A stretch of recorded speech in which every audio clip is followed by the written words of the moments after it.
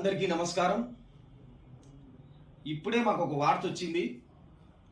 మాజీ ఎమ్మెల్యే పెద్దారెడ్డి మా తాడిపత్రి నియోజకవర్గానికి వెలుపల అంటే గుంతకల్ నియోజకవర్గం సంబంధించిన పామిడి మండల కేంద్రంలో రేపు మన తాడిపత్రి నియోజకవర్గ వైసీపీ వాళ్ళ మీటింగ్ ని గుంతకల్ నియోజకవర్గమైన పామిడి కేంద్రంగా చేసుకుని మీటింగ్ పెట్టబోతున్నట్లు మాకు ఇప్పుడే సమాచారం అందింది.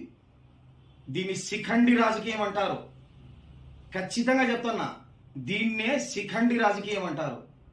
ఇంకా ఇంకో విషయం ఏంటంటే, ఇంకా ఆయన వీరాంజనేయులు జెడ్పీటీసీ అంట, మాజీ జెడ్పీటీసీ అన్నా, నీ మీద ఎటువంటి దృష్టి లేదు. అంటే నువ్వు మాకు శత్రువు కాదు, మిత్రువు కాదు, కానీ ఇప్పుడు మాతో శత్రుత్వం కొని తెచ్చుకుంటున్నావు.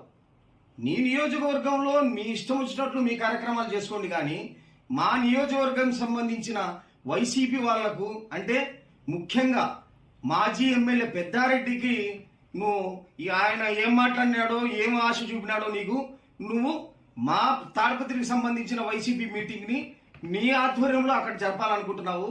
నువ్వు మాతో శత్రుత్వం కొని తెచ్చుకుంటున్నావన్నా, ఇంకా నీకు వదిలే ప్రసక్తి లేదు. మేము నీ చిట్టా అంతా విప్పుతాం. ఒక్కటొక్కటిగా నువ్వు చేసిన ఏమేం చేసినావో అన్ని మా దగ్గర ఉన్నాయి.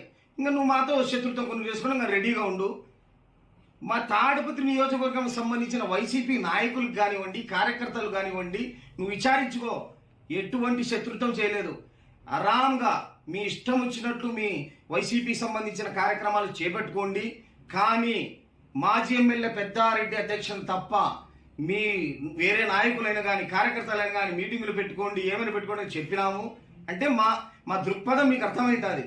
కానీ నువ్వు దాటుతున్నావు, నీ లిమిట్స్ క్రాస్ చేస్తున్నావు. వీరాంజనేయుల ఇంకా కాచుకో.